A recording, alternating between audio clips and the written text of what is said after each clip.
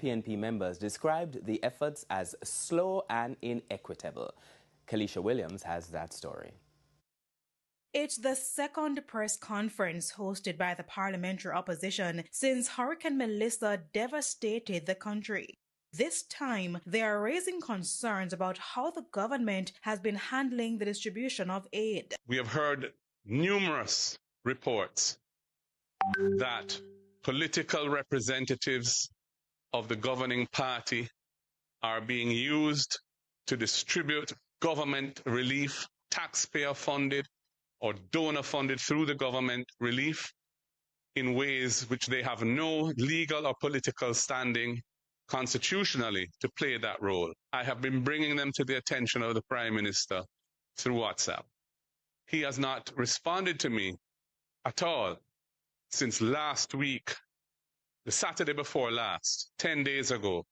And as the government announced plans to set up an agency to fast-track recovery efforts, the National Reconstruction and Resilience Authority. I had called for something of that nature right after the hurricane. I wrote to him about it. However, I noticed that at his press conference when he announced it, he made no mention of the opposition being at the table. In going further, PNP members of parliament in parishes like Westmoreland and St. Elizabeth said in most cases, opposition MPs are not informed when government representatives are visiting their areas, and so they cannot provide timely updates to their constituents. As elected officials, we have to be involved and consulted in the process because we know the communities, we know the areas, we know the people. Even in relation to the distribution of aid, to just have the JDF alone going into a committee, into a community is not sufficient because they won't know the lay of the land, they won't know the residents, and as such, that has left a lot of gaps. And on top of that, concerns that relief from the government is simply inadequate. For instance, the MPs explained that the constituencies were given $10 million each to assist with housing recovery.